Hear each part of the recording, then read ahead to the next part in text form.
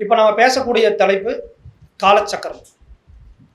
இப்போ காலச்சக்கரம்னா என்ன? ஃபஸ்ட்டு இந்த காலச்சக்கரத்தை வச்சு நம்ம என்னெல்லாம் பார்க்கலாம், நம்மளுடைய ஜாதகத்துக்கு எதெல்லாம் பார்க்கலாம். இப்போ ஜோதிடத்தில் இந்த முறையில் தான் பலன் பார்க்க முடியும், வேறு முறையில் பலன் பார்க்க முடியாது, இந்த முறை தான் சிறந்த முறை அப்படிங்கிறதெல்லாம் இல்லை. எல்லா முறையிலையும் பலன் பார்க்கலாம். அதை நம்ம மனதில் வச்சுக்கணும். நாடி, பராசரர், ஜெயமணி, கேபி சிஸ்டம், ஜாமக்கோல் பிரசனம், அஷ்டமங்கலம் எல்லா முறைகளிலும் சிறப்பான பலன்களை சொல்லலாம். ஒவ்வொரு முறைக்கும் ஒரு கோட்பாடுகள் இருக்கு. அந்த கோட்பாடுகளின் அடிப்படையில் எவ்வளவு தூரம் நம்ம பலனை துல்லியம் எடுத்துட்டு போக முடியுமோ எடுத்துட்டு போகலாம். ஆனால் எந்த முறையை பயன்படுத்தினாலும் இந்த காலச்சக்கரம் அப்படிங்கிறது ஒரு அடிப்படை. இப்போ ஒரு ராசி கட்டத்தை மட்டும் வச்சுக்கிட்டு, அந்த ராசி கட்டத்தில் இருக்கக்கூடிய லக்னத்தை மட்டும் வச்சுக்கிட்டு, கிரகங்களே இல்லாமல் அந்த லக்னத்தை மட்டும் வச்சுக்கிட்டு எப்படியெல்லாம் 12 பாவங்களுக்கு பலனை எடுக்கலாம் அப்படிங்கிறது காலச்சக்கரம். இது ஒரு 25% மற்ற நாடியை ஃபாலோ பண்ணாலும் சரி, பராசரரை ஃபாலோ பண்ணாலும் சரி, உபநட்சத்திரத்தை ஃபாலோ பண்ணாலும் சரி, ராசியிலிருந்து நவாம்சத்துக்கு கிரகங்களை நம்ம போட்டு பார்த்தாலும் சரி, இந்த காலச்சக்கரங்கள் அதோட பலனை இன்னும் துல்லியமாக எடுத்துட்டு போய் நம்மளுக்கு தர்றதுக்கு பயனுள்ளதாக இருக்கும். இது ஃபஸ்ட்டு. இப்போ மேசம் அப்படிங்கிறது ஜெகத் லக்னத்துடைய முதல் லக்னம். இந்த ரிஷபத்திலிருந்து மீன லக்னத்து வரைக்கும் நல்லா நினைவில் வச்சுக்கோங்க. ரிஷப லக்னத்திலிருந்து மீன லக்னத்து வரைக்கும் இருக்கிற 12 பாவங்களை மேசத்திலிருந்து எத்தனையாவது பாவம் அப்படின்னு கணக்கிட்டு பார்க்கறது தான் காலச்சக்கரத்தினுடைய பலன். இப்போ உதாரணத்துக்கு இப்போ நம்ம ஒரு 3 பாவங்களை மட்டும் ஆய்வுக்காக எடுத்துக்குவோம்.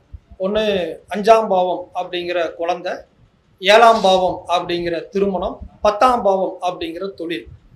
இன்னைக்கு இந்த 3 பாவங்கள் ரொம்ப ஜோதிடம் பார்க்க வர்றவங்க கிட்ட அதிகமாக நம்மக்கிட்ட கேள்வி கேட்கக்கூடிய பாவம் இந்த பாவம். இப்போ கிரகங்களே இல்லாமல் இந்த பூமியில் நம்ம பிறக்கும் பொழுது உங்களுடைய லக்னத்துக்கு இந்த மாதிரி தான் பாவங்கள் ரீதியான பலன்கள் இறைவன் இயற்கையாகவே படைக்கப்பட்டிருக்கான். அதில் மாற்றமே இல்லை. இந்த பலன் மாறுறது, மாறாமல் அப்படியே நடக்கிறது. இந்த பலனுடைய தீய பலன்கள் அதிகமாகிறதோ அல்லது சுப பலன்கள் அதிகமாகிறதோ கிரகங்களை பொறுத்து மாறுபடும். ஏன்னா இது ஃபிக்ஸடு நினச்சிடக்கூடாது. கிரகங்களை பொறுத்து நிச்சயமாக மாறுபடும். நம்ம எல்லாம் ஒரு விஷயம் புரிஞ்சுக்கணும். ஆரம்ப காலகட்டங்களில் பாவத்துக்கான பலன் நம்ம படிச்சிருப்போம், கிரகங்களுக்கான காரகத்துவத்தையும் நம்ம படிச்சிருப்போம். ஆனால் என்னைக்கு ஆர்ஜி ராவ் அப்படிங்கிற நாடி சிஸ்டம் வளர்ந்ததோ அதுக்கப்புறம்தான் கிரக காரகத்துவங்கள் இன்னைக்கு நம்மக்கிட்ட நிறைய கிடச்சிருக்கு. அது யாருமே மறுக்கவே முடியாது. நாடி சிஸ்டம் இல்லை அப்படின்னா கிரக சேர்க்கைக்கான காரகத்துவங்கள் நம்மக்கிட்ட நிறைய கிடச்சிருக்காது. அதே மாதிரி பாவகாரகத்துவங்கள், இந்த பாவகாரகத்துவங்கள் ஆரம்பத்தில் பராசரர் காலத்திலிருந்து இருந்தாலும் கூட கிருஷ்ணமூர்த்தி பத்ததிக்கு அப்புறம், கேபி சிஸ்டத்துக்கு அப்புறம் இந்த பாவகாரகத்துவங்கள் அதிகமாக இன்னைக்கு டெவலப் ஆகிருக்கிறத நம்ம பார்க்குறோம்.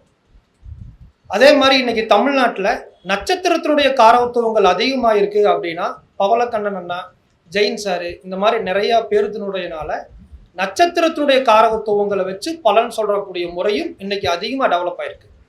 இந்த மாதிரி ஒவ்வொரு சிஸ்டத்துக்கும் ஒவ்வொருத்தர் தன்னை அர்ப்பணிச்சிருக்காங்க அப்படிங்கிறத இங்கே பார்க்க முடியுது. சரி, இப்போ ரிஷப லக்னத்தை எடுத்துக்குவோம். இங்கே இருக்கிறவங்க யார் ரிஷப லக்னமாக இருந்தாலும் சரி, உங்களுடைய நண்பர்கள், உங்கள் வீட்டில் இருக்கிறவங்க யாராக இருந்தாலும் சரி, இந்த ரிஷப லக்னத்தை மட்டும் ராசி கட்டத்தில் வச்சுட்டு எப்படி பலன் பார்க்கலாம். உள்ள நம்ம கிரகங்களே போடுறதில்லை. இப்போ இந்த ரிஷப லக்னத்துக்கு திருமண பாவம் அப்படிங்கிறது எப்படி இருக்கும் அப்படிங்கிற ஒரு ஆய்வு.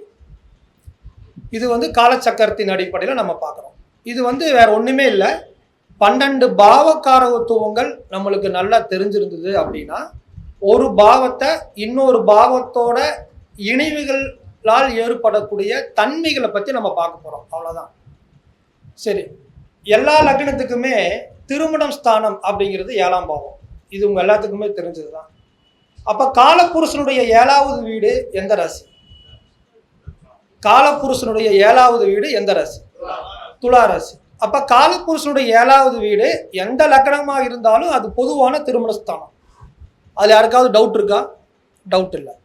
ரிஷப லக்னத்துக்கு துலா ராசி எத்தனையாவது வீடா வருது? 6வது வீடா வருது. இது ஒரு காம்பினேஷன். ரிஷப லக்னத்துக்கு 7வது வீடு எந்த பாவம்? விருச்சி. அது காலபுருஷன் மேசத்துக்கு அது எத்தனையாவது பாவமா வருது? 8வது வீடா வருது. அப்ப நம்ம உள்ள கிரகத்தோட பார்வைகள், கிரகத்தோட சேர்க்கை, கிரகத்தோட காம்பினேஷன், கோச்சாரங்கள், திசா புத்தி எதுவுமே பார்க்கல. 25% ரிஷப லக்னத்துல பிறந்தவங்களுக்கு திருமணஸ்தானம் காலபுருஷனுடைய 7வது வீடு 6வது வீடாகவும், லக்னத்தினுடைய 7வது வீடு காலபுருஷனுக்கு 8வது வர்றதுனால ஃபர்ஸ்ட் இவங்களுக்கு திருமணம் தாமதம்னு சொல்லலாம். 2வது திருமண காலகட்டங்களில் திருமண நிகழ்ச்சியின் போது பெண் பார்க்க செல்லும் பொழுது, பெண் பார்த்த பின்பு திருமணம் ஆனோன்ன அந்த ஃபேமிலியில் ஏதாவது துக்க சம்பவங்கள் ஏற்படலாம். சில பேர் நம்மகிட்ட கேட்பாங்க, சார் பொண்ணு பார்த்துட்டு வந்துட்டேன், எங்கள் பாட்டி இறந்துட்டாங்க, எங்கள் தாத்தா இறந்துட்டாரு, வண்டி ஆக்சிடென்ட் ஆயிடுச்சுமாங்க. நம்ம போய் அவங்க சாட்டை பார்த்தா 2 பேர்த்துல யாராவது ஒருத்தர் ரிஷப லக்னமாக இருப்பாங்க, அல்லது விருச்சிக ராசியிலேருந்து ஏதாவது ஒரு கோள் திசையோ புத்தியோ அங்கே நடந்துட்டு இருக்கும். அப்போ ஒரு அந்த பாவம் சம்பந்தப்பட்ட ஒரு சம்பவத்தை நம்ம ஆப்ரேட் பண்ணும் பொழுது அதனுடைய காரகத்துவங்கள் அந்த இடத்துல வெளிப்படுறத நம்ம பார்க்குறோம். இன்னொரு விஷயம், இப்போ இந்த ரிஷப லக்னத்துக்காரருக்கு திருமண காலகட்டங்களில் நான் நிறைய பேர்த்த கேட்டிருக்கேன். திருமண காலகட்டங்களில் நிச்சயமாக அவங்க வீட்டில் யாராவது துக்க சம்பவங்கள், அல்லது அவங்க கல்யாணம் பண்ணின இடத்துல யாருக்காவது கலப்பு திருமணங்கள், இல்லை திருமணம் ஆகி கணவன் மனைவி பிரிந்து இருக்கக்கூடிய நிலைகள், அல்லது உடல் ரீதியாக ஆரோக்கியங்கள் பாதிக்கப்படுறத நம்ம அந்த இடத்துல பார்க்குறோம். இது பொதுவான தன்மை. சரி, இப்போ இவங்களுடைய 10வது பாவத்தை எடுத்துக்குவோம். இப்போ காலபுருஷனுடைய 10வது வீடு எந்த வீடு?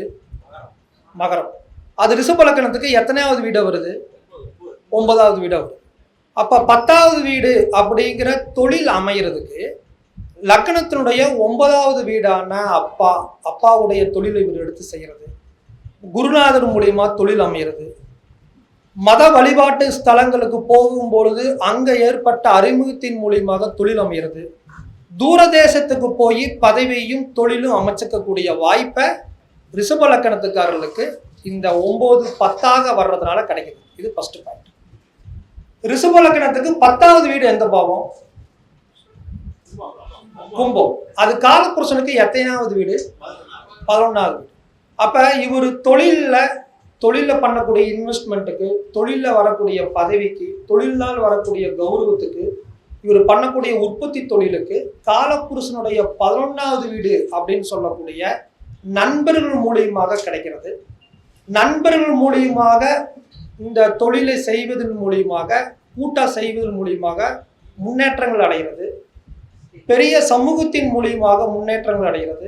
தூரதேசத்துல போய் இவருக்கு பதவிகள் புகழ அனுபவிக்கக்கூடிய வாய்ப்பை இந்த லக்னத்துக்காரர்களுக்கு கிடைக்குது. இப்ப இதே மாதிரி இன்னும் 2 லக்னத்துக்கு தொழிலை மட்டும் நம்ம பார்ப்போம். ஏன்னா இந்த திருமணத்தை எப்படி பார்க்க நம்ம பார்த்துட்டோம், தொழிலை மட்டும் பார்ப்போம். இப்ப கடக லக்னம் அப்படின்னா அந்த கடக லக்னத்துக்காரருக்கு தொழில் அப்படிங்கிறது எப்படி இருக்கும் அப்படிங்கிறத ஃபர்ஸ்ட் பார்ப்போம். இப்போ கடக லக்னத்துக்காரருக்கு 10வது பாவங்கிறது எது? அது காலபுருஷனுக்கு எத்தனையாவது வீடு? அப்ப கடக லக்னத்துல பிறந்தவங்க ஏன் தொழில ஜெயிக்கிறாங்க? 10வது வீடு 1 வருது. 1 இருக்கிறதுனால அந்த தொழிலை இவங்க சுயதொழில் செய்பவர்கள். 10வது பாவம் 1ஆம் பாவத்துடன் சம்பந்தப்பட்டால் அந்த ஜாதகர் சுயதொழில் செய்வார். அது சரராசியா இருக்கிறதுனால அவன் செய்யக்கூடிய தொழிலை ஒரு பரிணாமத்திலிருந்து அடுத்த பரிணாமத்துக்கு எடுத்துட்டு போவாங்க. அப்ப அவங்க பியூனா வேலை இருப்பாரு, மேனேஜர் ஆவாரு, முதலாளி ஆவாரு, அதுக்கப்புறம் சுயதொழில் செய்வாரு, அதுக்கப்புறம் 2வது தொழில் செய்வாரு, 3வது தொழில் செய்வாரு. அந்த தொழில புது டெக்னாலஜியை கண்டுபிடிச்சு இவருக்குன்னு ஒரு தனித்தன்மையை அங்க தக்க வச்சுக்குவாரு. அப்ப அந்த தொழில சுயம்பாக வெளிப்படுறாரு. கடக லக்னங்கள் ஏன் தொழில வேகமாக செயல்றாங்கன்னா 10 1 வர்றதுதான் காரணம். சரி, காலபுருஷனுடைய 10 எது? மகரம். கடக லக்னத்துக்கு எத்தனாவது வீடா வருது? 7வது வீடா வருது. நீங்க கடக லக்னத்துல உங்க பொண்ணு உங்க பையன் யாராவது கல்யாணம் ஆகிற ஸ்டேஜில் இருந்தாங்கன்னா கேட்டு பாருங்க. மேரேஜ் ஃபிக்ஸ் ஆனோடனே தொழிலில் ப்ரமோஷன் ஆச்சான்னு கேளுங்க, ஆமாம்பாங்க.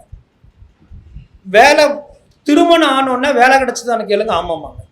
இந்த 2 சம்பவங்களும் கடகலக்கணத்துக்கு 100% இருக்கும்.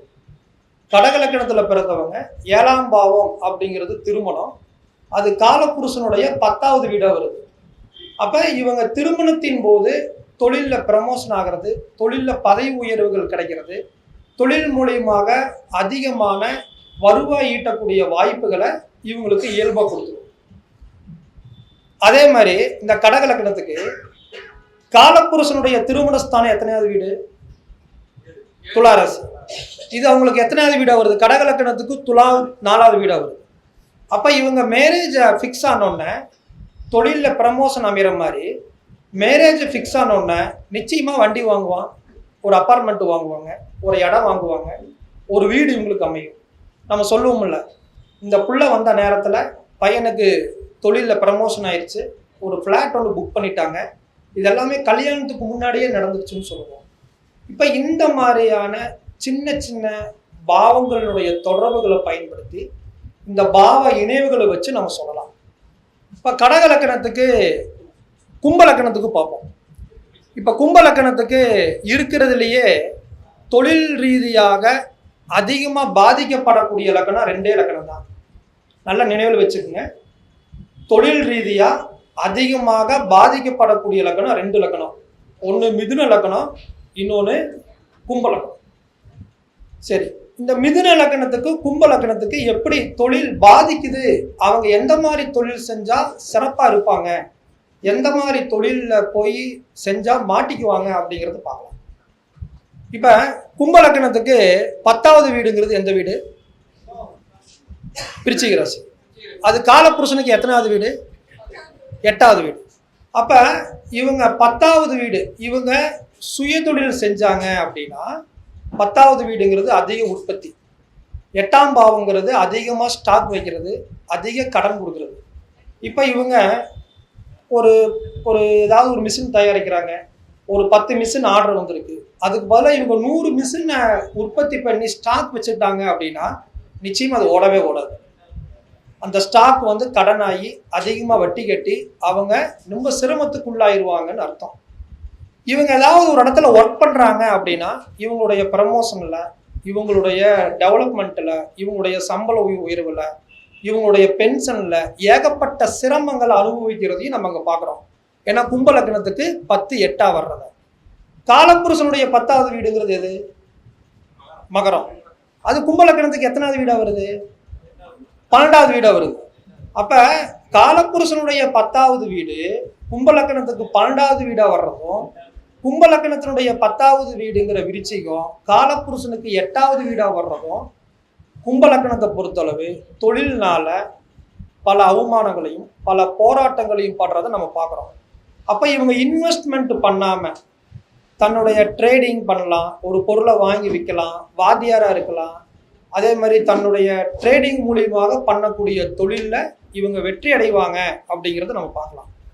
இப்படி 12 லக்னங்களுக்கு 12 பாவங்களை பயன்படுத்தி திருமணங்கள், அதே மாதிரி குழந்தை, புத்திர பாக்கியங்களை பார்க்கலாம். இப்போ இதில் ஒரே ஒரு சின்ன உதாரணம் மட்டும் சொல்லிட்டு என்னுடைய உரையை முடிச்சுக்கிறேன். இப்போ மிதுன லக்கணம் அப்படின்னா மிதுன லக்கணத்தினுடைய 10வது வீடு எந்த ராசி? மீனராசி. அது காலப்புருஷனுக்கு எத்தனாவது வீடாக வருது? 12. காலப்புருஷனுடைய 10வது வீடு எது? மகரம். அப்போ மிதுன லக்கணத்துக்கு மகரம் எத்தனாவது வீடாக வருது? 8. அப்போ ஒரு பாவம் இங்கே 8ஆகவும் ஒரு 10வது பாவம் இங்கே 12ஆக வருது. நல்லா ஞாபகம் வச்சுக்கோங்க. மிதுன லக்கணத்தில் பிறந்தவங்க ஆபத்தான இடங்கள்ல வேலை செய்கிறாங்க, அதை மாடி மலை மேலே நின்று வேலை செய்கிறாங்க, மாடி மேலே நின்று வேலை செய்கிறாங்க, ரொம்ப அக்யூட்டான இடங்கள்ல மிஷினில் அடிபடக்கூடிய இடங்கள்ல வேலை செஞ்சாங்க அப்படின்னா நிச்சயமாக அவருடைய விரல், அவருடைய கை கால்கள் நிச்சயமாக பின்னமாகப்படும். அவங்க மேலேருந்து கீழே விழுந்துருவாங்க. இது ஒரு விஷயம். இப்போ இவங்க ஏதாவது சொந்த தொழில் செய்கிறாங்க அப்படின்னா நீங்கள் நல்லா பாருங்கள், இவங்க தொழில் செய்யக்கூடிய இடத்துல தொழில் ஆரம்பிக்கப்பட்ட அன்றைய டேட்டுக்கு முன்ன பின்ன பார்த்தீங்க அப்படின்னா பக்கத்தில் ஒரு துக்க சம்பவங்கள் நிச்சயமாக நடந்திருக்கு. யாராவது ஒருத்தர் இறந்துருக்காங்க, துக்க சம்பவனே பட்டுன்னு ஒரு சவுண்டு வருது. நிமித்தா கரெக்டாக தான் சொல்லுது. அப்போ யாராவது ஒருத்தர் இறந்துருப்பாங்க, அடிபட்டிருப்பாங்க, ஏதாவது ஒரு சம்பவங்களை கொடுக்குறீங்க. அப்போ இவங்க வந்து உற்பத்தி பண்ணக்கூடிய தொழிலுக்குள்ள போகாம இவங்க மேனேஜரா இருக்கிறது, ட்ரேடிங்கா இருக்கிறது, அஸ்ட்ராலஜரா இருக்கிறது, லாயரா இருக்கிறது, இன்வெஸ்ட்மெண்ட் பண்ணாம பண்ணக்கூடிய தொழில்ல இவங்க 100% அந்த தொழில் மூலியமாக வெற்றி அடைகிறாங்கன்னு சொல்லலாம். இப்ப மிதுன லக்கணத்துல பிறந்தவங்க நல்ல ஆராய்ச்சியாளராக இருப்பாங்க, ரொம்ப சிந்தனையாளராக இருப்பாங்க. அதுக்கு காரணம் என்ன அப்படின்னா 3ஆம் பாவம் 5ஆம் பாவம் அப்படின்னு சொல்லக்கூடிய காலபுருஷனுடைய 5வது வீடு மிதுன லக்கணத்துக்கு 3வது வீடா வரும். நல்லா ஞாபகம் வச்சுக்கோங்க. காலபுருஷனுடைய 5வது வீடு சிம்ம ராசி, மிதுன லக்கணத்துக்கு 3வது வீடா வரும்.